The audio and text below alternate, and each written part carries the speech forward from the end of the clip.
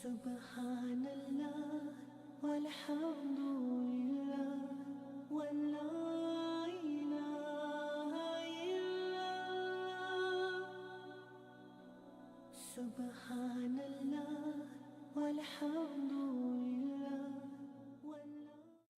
And this is why we say that it's very important for us to utilize whatever we have to spread the deen.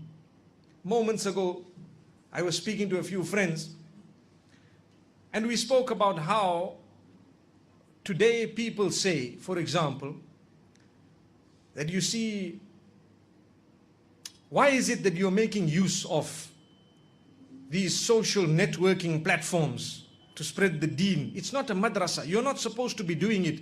My brother, my sister, I agree with you. It is not a madrasa. But have you ever gone to see the statistics of how many Muslims are on there? Have you ever seen the Muslim countries, how many people are on there?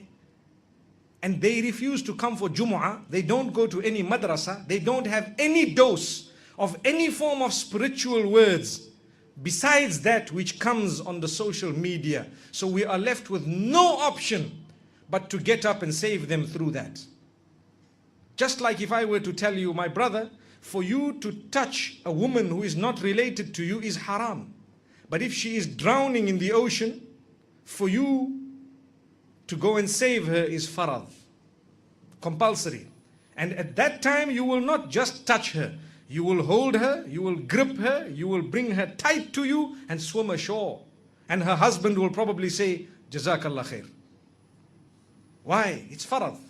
I see the youngsters smiling, waiting for the day. Oh, this girl is going to drown, I'll be there, inshallah. Look at how we think, mashallah.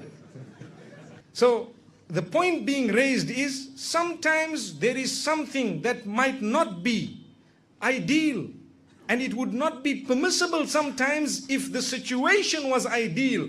But when we are drowning, and there are very few people who actually know the extent of the drowning of the masses, then we are sometimes faced with the better of the two evils.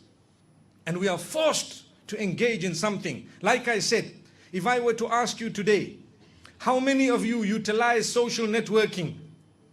I think if we would have to word the question the other way around, how many of you do not utilize social networking, we'll get very few hands up, very few. One community, I asked them, how many of you do not utilize social networking? Nobody put their hands up.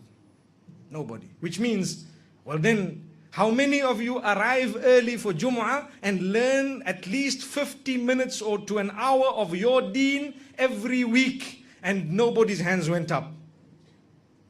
So now where do you get your deen from?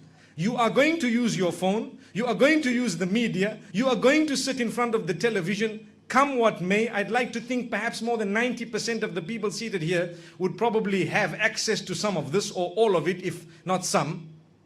And you will be using the internet and the applications and so on. If there is nothing Islamic on it, because that is your source of education, so where do you get your religion from? Now who do you blame when the whole religion goes? You can't just sit back and say, well, the media and everyone must give up their phones and everybody must give up this and that. We tried saying that in the past, that give up this and give up that, only to see that the number of televisions in the homes has multiplied more than 100-fold in the last 10 years. Look at how much money the same Sam we were speaking about has made. Allahu Akbar. May Allah subhanahu wa ta'ala grant us goodness. May He open our eyes. So if we are going to use everything, then it forces people like us to look further and to say, okay, brother, we will not use it as a social networking tool, for example, or a television as in creating a movie and so on, and entertaining people just like that, but educating people solely for the pleasure of Allah, to increase their iman, because that is the only outlet that they actually have made use of to this particular day or in this particular time. This is why we say the media, it has a powerful impact. So much so that today, if you go back and search Google, he is called Šejh Google, because people ask him Islamic questions. And so many people have said, you know what? Well, if you're not going to tell me, I'll just Google it. I'll just Google it. Šejh Google. Wallahi, he's called Mufti Google also. He can issue the fatwa for you.